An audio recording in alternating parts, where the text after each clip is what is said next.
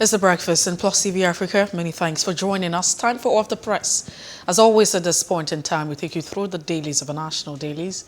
And we have Kehinde Nwandu who joins the conversation.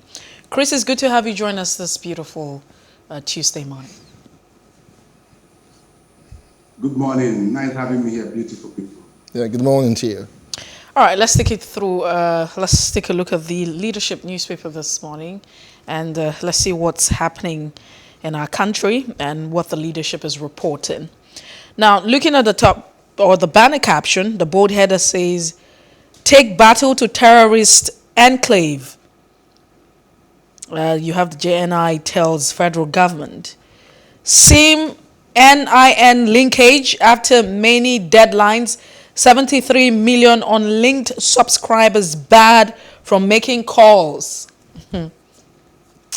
This is what you have this morning, and it's a conversation that's topping the charts, generating a lot of conversation. Several conspiracy theories is put out there. Nigeria has 303.6 million connected lines, 198 million active lines, 125 million linked lines. Experts fear revenue loss in telecom sector. Rising insecurity, signed the SIM NIN linkage exercise has failed. That's what you have here. These are riders underneath the bold caption. Now, 2023, away from the bold caption, Emefiele not behind branded campaign vehicles, APC stakeholders quoted. Godwin Emefiele not behind branded campaign vehicles. APC stakeholders are quoted to say. Niger governors mourn the leadership founder's mother. I mean, it's one of those stories you find there. Saddened PDP governors reject Northern presidential aspirant. An anti-government sermon. Apo mocks sacked Imam Khalid. That's what you find. Soludo joins prayer to mark end of sit at home in Anambra. It was part of a conversation this morning. And Zamfara, bandits killed retired DIG and T-Safe's son, 3 others. These are the stories on the leadership this morning. Away from the leadership, we'll move on next to the Nation newspaper. The main story for this morning, the lead story that is, 2023 presidential ticket splits PDP aspirant into 3 camps with some riders there. Let's see if we can take some of them. South governors join Wike to meet I.G.P. Tambuwal, Bala Saraki, Hayatuddin visit Obaseki Okowa. Atiku submits forms, get Fintiris backing. Otom pleads with aspirants to consider bigger picture. That's the main story on the Nation newspaper. Other stories making front page. Train attack, 7 passengers still missing, says NRC. All right, 72 million telephone lines partially deactivated. Federal government enforces NIN SIM linkage. Other stories on the Nation newspaper this morning. Why I Want to Be in the Senate by Oshiomhole. That's the former governor of Edo State. Bandits abduct 22 on Abuja Kaduna highway. The same highway yet again. JNI slams federal government over worsening insecurity. Extradition, Malami cautions court against bill for Kyari. Those are the stories, but just this last one on the red strip just below. Appeal court reinstate sacked Ekiti varsity workers.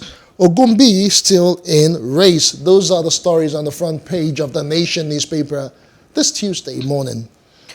Away from the Nation, we take a look at the Nigerian Tribune. The bold caption says, 22 villagers feared kidnapped hours after I.G.P declares Abuja Kaduna highway safe. It's an irony if you ask me.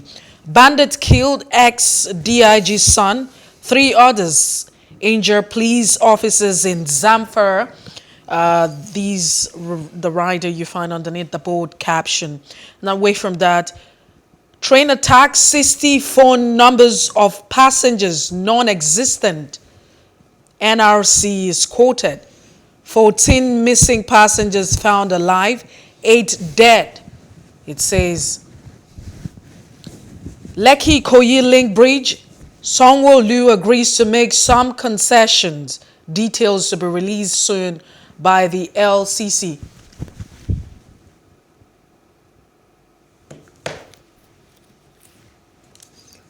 There are more stories on the Tribune. So you're looking at the Tribune. No moral justification for any government that can't protect citizens. Sultans and JNI is quoted on that. Says well-orchestrated train attack reprehensible. 1.2 million people at risk of explosive mines in Borno, Adamawa, Yobe, and the UN officials is quoted on that. Wike, Makinde, Ikpeazu visit IBB. This is also another caption you find, and the NIN SIM linkage. Federal government directs telecoms to bar outgoing calls on unlinked lines. DSS arrests nursing murder, 5 other members of kidnap syndicate in Ondo State. And just before we move away from that, you have this other one saying, Appeal Court reinstate 86 sacked employees of Ekiti State University, and controversy trails sinking of vessels under EFCC custody in Lagos water. These are the headlines on the Nigerian Tribune. And finally, on the Punch newspaper, heavy criticism for federal government as 24 states lose foreign investments. Several writers on that foreign exchange crisis policy somersault make investment in Nigeria risky, say that's Manufacturers Association of Nigeria and the ALCCI. 24 states attracted zero foreign investment in 2021. Nigeria's FDI dropped by $332 million. That's according to the National Bureau of Statistics. Insecurities carried investors away, Benin, Zamfara. Nation heading towards multiple chaos, according to the JNI. NYSC inaugurates Skills Acquisition Center. Below that story, on the blue strip there, brain drain, Nigeria has 315,426 doctor deficit, says NMA. Grieving husband tackles Lagos hospital as wife dies during childbirth. Angry youths block Lagos-Ibadan expressway, protest bad governance. Above the masthead of the Punch, train attack, reps grill security chiefs today, 146 passengers unreachable. Beside that one, federal government ASU trade blame as strike enters 50th day. Saraki Tambuwal, Mohammed moved to block zoning. PDP may favor consensus. And finally, NIN SIM, 72 million subscribers barred from making calls. Those are all of the stories on the front page of the Punch newspaper this morning. We do have Chris Kehinde Nwandu who joins the conversation this morning. Chris, it's good to have you join us once again. Thank you so much. Thank you very much once again for having me.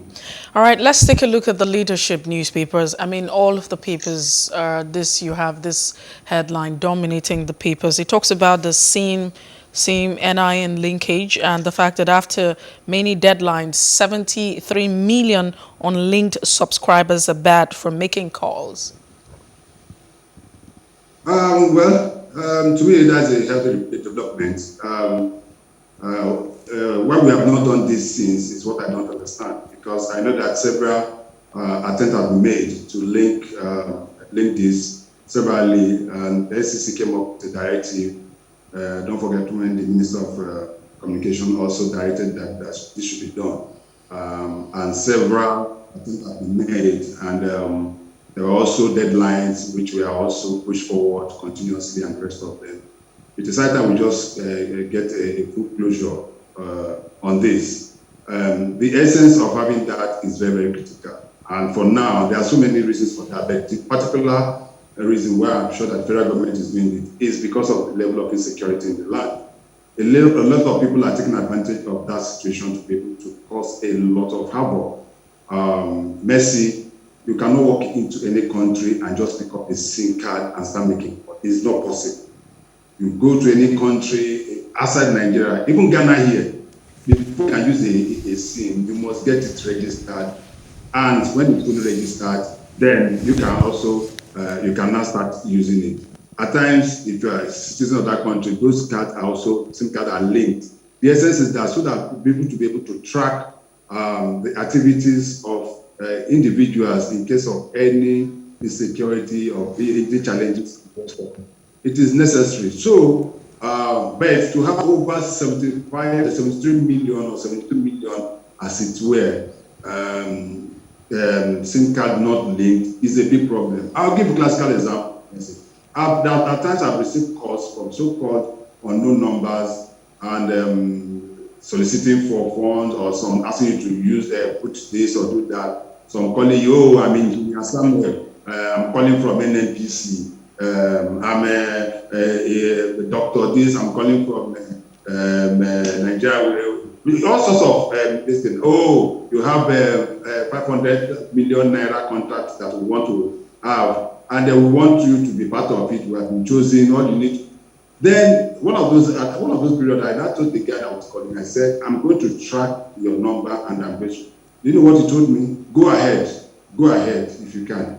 So, which obviously means that those cards, those SIM cards being used for those calls were not registered. So, I think it's high time we do it. Thirdly is the issue of the telecom companies. The telecom companies are making a kill, and it is at the detriment of security, because if you look at this is our network of telecom companies. So if you have over 70-something million SIM cards in your network that cannot be traced, then what are you talking about?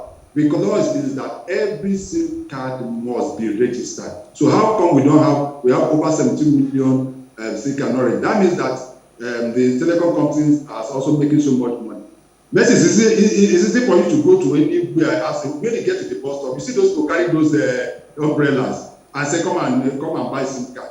Those are the people causing that. They will tell you, oh, we are registering your SIM card, but at the end of it, those SIMs being so-called SIMs being registered are not finding their way in the network of those telecom companies. So I'm totally for it, and anything that can make us more proactive when it comes to the issue of insecurity, I am for it. So I'm totally for it. So whichever way we go, we just have to move on as far as this is concerned. No, but if you look at it, apart from, because right now we remember, I mean, if you look at the incident of the Kaduna Abuja attack and the fact that you have these terrorists calling the families of their victims, those they have kidnapped, and asking for ransom and having this communication. It's just, it would have been okay for us to, track. I mean, the relevant authorities, track that without all of the linkages that we're talking about. And because we know that this war is not a conventional war, it's a guerrilla war, these people already will understand that they can be traced. And so there are different means of having, unlinked SIM cards. So these terrorists might go ahead to use the SIM cards that are not linked, not even radio. Because we live in a world where there's so much technology, and we understand that these persons are not just working on their own, so there's a network. So how valid is this excuse for, having this data? Because at the end of the day, it's talking about our data. And we have had several, instances where you have the data. The BVN is top on the list. So how effective is this system? Yes, you have put up that argument. You're saying, yes, it's a good one following the security consent. But how effective is this? It could be effective. I'm not technically inclined to know how this thing works, but let me just put it this way. If you don't have that number linked to the network of the telecom company, how do you track it? It's impossible. There's no way you can track it, no matter wherever the person is. It's not easy for you to track, because it's those networks. Don't forget that each of those networks have what we call a base. They have a base. So what it means that as you are in VI now, if you use your phone, you are getting your network on a particular base station very close to where you are.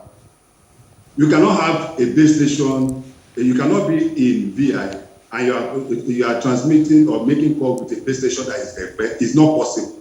So it has to be a base station very close to you. That is why at times you see that, oh, you want to make a call, you can't make a call because it could be that your own base station that is servicing your line as it were at that particular time might be down. It could be due to there's no light. It could be that the generator has run down and the rest of them, and the other alternative of powering that base station is not. So the base station is down. If you move away from that place and you move to Ikoyi, you could see that automatically you can make call. So what I'm saying in essence is it will be absolutely difficult for such to be tracked if those numbers are not in there. And there are so many SIM cards that are not. They're talking about links. Yes, I have always been of the school of thought that we should be able to aggregate all these our security numbers and the rest of them. If you want to go, you want a driver license, you go to FRS, they'll give you one. If you want a passport, you go to a NIS, they'll give you another. You want a phone number, you go to a telecom company and pick one. Why is it not possible? There we have the national ID card. I am of the belief that why can't we link all this into one? And I believe that's what the government is trying to do, making sure that everything. There was a time that I know that NIS, Immigration Service, and also Road Safety said, if you don't have your this thing linked to the your national ID card, you cannot get a driving license from us. You cannot get an international passport. I think there's an attempt now to be able to fix all this together. But first remains that let us also even retrieve most of these numbers that are not, because that is what you are talking of numbers. What are the numbers? You said they are calling it. What numbers are they using? Most of these numbers are registered. One is what they normally do at times is if they will be able to pick your phone, they use your phone, which is already registered, to be able to do that. But if they don't have your phone, they can use their phone to call families and call for ransom and the rest of them. So I believe that it will go a long way. It might not solve the problem totally, but it might reduce it to a large extent. Then it will be easier for our security agencies to be able to track some of these calls and make sure that some of these people are also arrested. But whichever one, we just have to make do with what is happening now. We have about 300 million lines that are registered according to what I read. I don't know if it's up to that or less than that. If we have about 70 million out of that, we have 230 million active line running in Nigeria.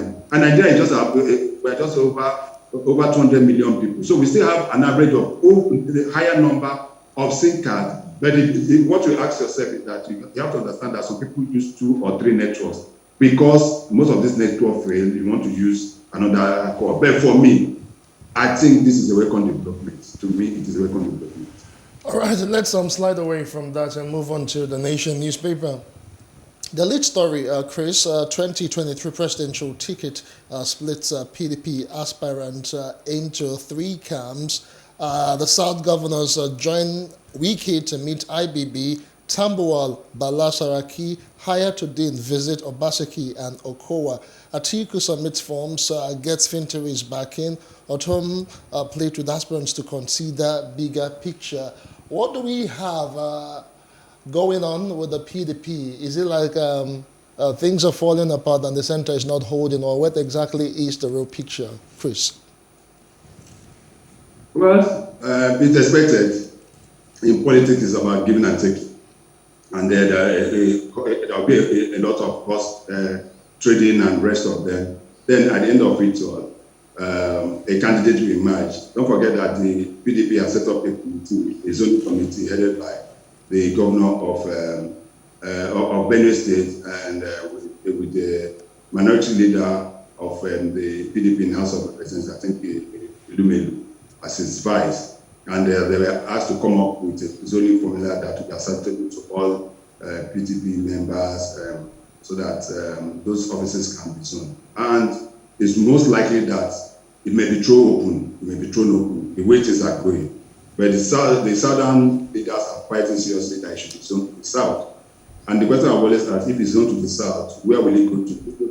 If it's zoned to the south, you see another war. The southeast will start fighting the south-south. The south-south will start fighting the south as well. So that becomes an issue. And within the ranks of the northern candidates, they also putting up a serious argument and say, Fine. We are in majority in PDP. Look at it from this point.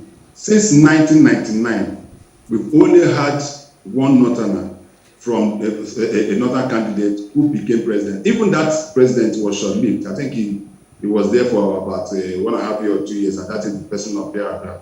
But within this period, somebody from the in the 16 years of PDP, you have 14 years of southern president as from the PDP. So they're putting up their own argument. So the issue is now, it is a very delicate one for the PDP.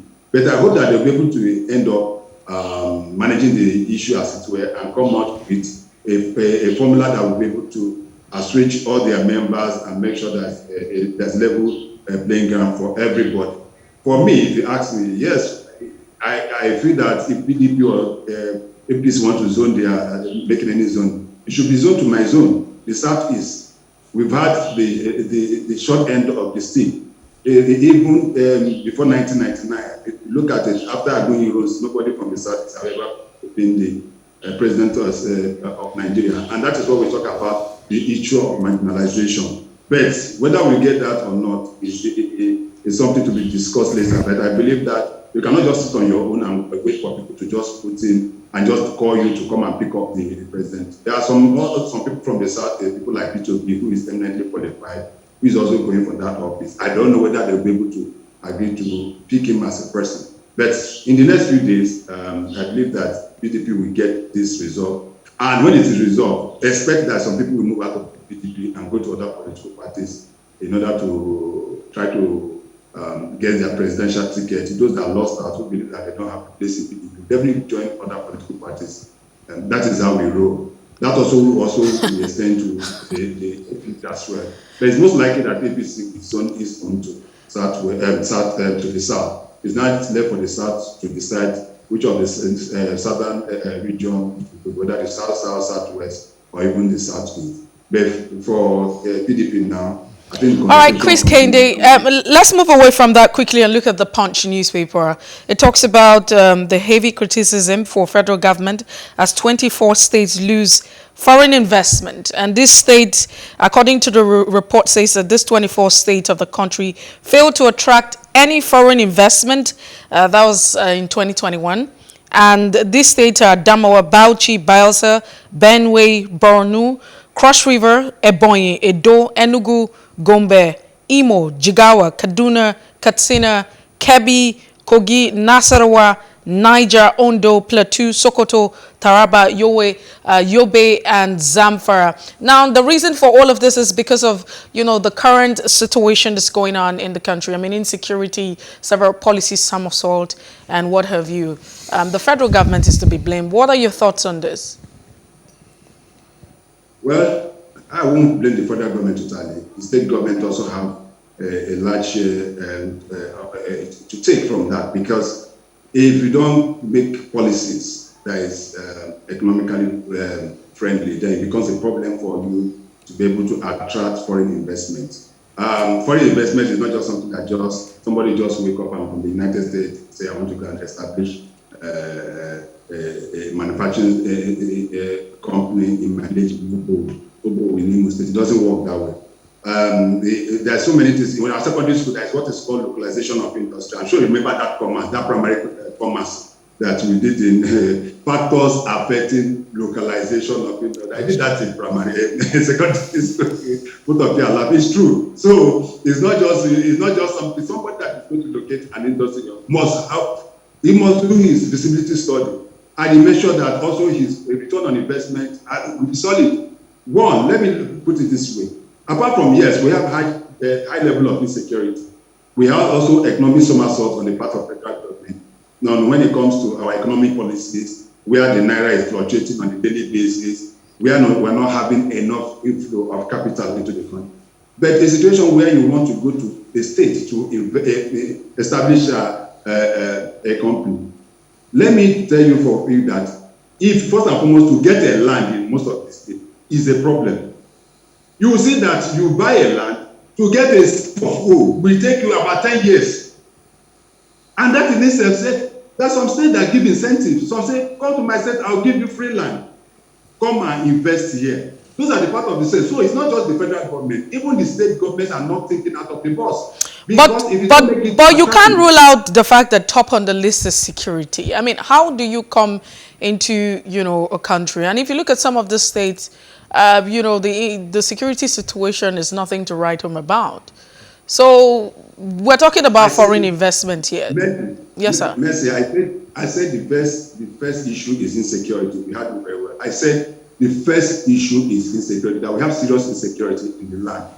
That is also will not allow anybody to, it doesn't give room for investment. Then I talk of the problem of our economic policies. Then the third leg is what we are talking of the state. We're not talking of federal government. We're not saying people are not investing in Nigeria. You say people are not investing in 24 states. So the issue remains that in the constitution, allocation of land in any state is vested on the governor of the state. It's not vested on the federal government or the president of Nigeria.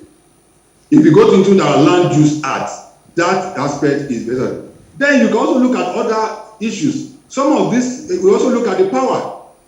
The power sector, yes, federal government is an exclusive, but you also see some of these states have also coming up with some localized form of generation of electricity. I know that a place like Aba, that is a place in Aba that I know that there's indigenous generation of electricity, and that is why you see the Aba market is striving to a large extent. What are the other states also doing? Lagos State have its own independent power generation system, so that even if you don't want to use the national grid, you can also use some others are even going into private generation of power. So what I'm saying in essence is that on the state also should make it very, very conducive. If you go to Ogun State and say, let's see, most people don't understand. Do you know there are more industries in Ogun State than Lagos? Go and find out. The manufacturing companies, name them. There are more in Ogun State than Lagos. Most people don't even know that. So the fact is that Ogun State have made it, because of their proximity to Lagos, they have made that place very, very attractive for investors. So people that want to invest that know that Lagos is very expensive, they just go to Ogun State and establish their company. That is what other states also should be. All right, Chris, let's look at the Tribune before we wrap up this session. Still on the issue of insecurity, you know, Kaduna has been in the news since last week for various reasons, for all of the wrong reasons, that is. But the caption here is that 22 villagers feared kidnapped hours after I.G.P declared Abuja Kaduna highway safe. I wonder what yardstick they used in measuring how safe the roads are, because it is really very ironic if you declared a highway, you know, safe, and then before you know it, people are being kidnapped. So what exactly are we talking about, Chris? Before the I.G.P said that, don't forget your minister. Okay, let me say our minister of information. I like the fact that you're owning this very well. Yes, I'm owning it. That's why I do. Before Messi take me up now, our minister of information came out to say that Nigeria is safer, and I say simple thing. Let Lai Mohammed stop flying from Abuja to Ilorin, to Kwara State where he comes from, or flying from Abuja to Lagos, or flying from Abuja to Kaduna. Let him go by road. Even with all this escort, let him go by road. From just Abuja to Kaduna is just about 1.5 hours. Let him go by road. Let me even not take any escort and go and see whether he will come back. Let him drive from Abuja through Lokoja down to Owo, then via and start going towards Ilorin. When he goes and come back, then if he tells me Nigeria is safer, I will believe him. But somebody cannot just be flying chopper and moving around and sit at Asoro or the last floor at the radio house in Gariki and be telling me Nigeria is safer. The I.G.P went 3 days ago, and with all his paparazzis and his AGs and commissioners, which fully backed army, I told us, the Kaduna Abuja is safe. Immediately he left, the boy told him, we are safe. We are picking 22 people. They have picked 22 people along that route. I've been waiting for the police IG to make a statement. Again, issue a statement based on that. I've not seen any statement from it. So the fact is that we are playing to the gallery. We are just behaving like the ostrich, buried his head in the ground, feeling that he's covering himself, but his whole body is. the level of insecurity, we cannot continue playing politics with insecurity or the issue of security. Everybody is, look at what El-Rufai said a few days ago. We are tired, and if you are not going to help us, we are going to engage mercenaries. Is that the solution to the problem? The National Assembly, House of Reps, said they should allow all of us to carry gun. My brother, if I carry gun and you slap me, as you know, slapping is moving around now, and you slap me, the next thing might just say on your leg is ta ta ta ta ta ta. That is the level we might degenerate. That is not the solution. I believe that our leaders, especially the president, his body language is not helping the situation. And if the president wants this level of insecurity to stop today, I can assure you that it will stop. He knows what it takes to do it. He is a former general. He has enough information. But the body language of some of our leaders, especially the president, is not helping matter. Every time there's a attack, you quickly call the service chief and give them marching order. How many times have we going to match them, and where have they matched? That is the situation. Until our political leaders believe that and know that there is the need for them to do the needful, we'll continue to go on this trajectory and continue to give all sorts of excuses for the level of insecurity in the land. All right, just before we move away quickly from the paper review, let's quickly take a look at the Nigerian Tribune. And on the top corner already talks about the Lekki-Ikoyi link bridge. The governor of Lagos State, Sanwo-Olu, agrees to make some concessions. The details will be released soon by the LCC. Do you think that it probably might just be no tolling for Lagosians? My view may not be popular, but it is my view. The fact is that when you sign a contract with an organization, then you see it through. If that road was built and operate, then we have to be. This is how we got problem with the PID or whatever contract we signed with a company. At the end of it all, we reneged. And we are taken to court in London and asked to pay billions and billions of dollars. But now I think that case is being reviewed. There is a concession agreement that was signed between the Lagos State government and LCC. The fact that they will build that road and it will be tolled. And because of what happened at NSAS during the NSAS period, that place was open for about 16 months or thereabout. I can't remember. But now Lagos State is going back and say that we are going to go back to so that we don't lose so much, so that the agreement we signed with this company can be proved. But the fact is that in doing it, you must also carry the stakeholders along. They must carry the stakeholders along, and that is where I think that the issue is. And also the report of the NSAS, has it been implemented? After that report was submitted, till now we've not had anything about that report again. And that is the conversation we should be taking ourselves. Now you're opening the toll gate. What led to some of this panel that was set up? The issue has not been resolved. Have you issued a white paper? If they did, are those being implemented? What of the policemen that were found culpable? Have them been arrested? Have them been tried? Those are the conversation we should be looking at. And for us to have a final conclusion on this issue, but whether or not that the issue of the toll gate coming back or not, I think the government have given the Lagosians about 10 days free ride on the road. But the issue is that all the unresolved issues on that toll gate must be resolved as quickly as possible so that normalcy can return. All right, thank you, Chris Kehinde Nwandu, Chartered Mediator and Conciliator, for your time on Off the Press and this Tuesday. We do appreciate it. Thank you very much, my fellow Onitsha market brother. Onitsha is a very, very wonderful place where trading activities take place. And of course, my brothers from Anambra State, they are hard workers, in as much as I'm not from that particular state. All right, that's as much as we can take on Off the Press. Have a wonderful day. Mercy, have a nice day. Yeah, you too. Thank you so much, Chris. We'll go back this day in history and see what actually happened on this particular day, the 5th of April. We'll be right back. Stay with us.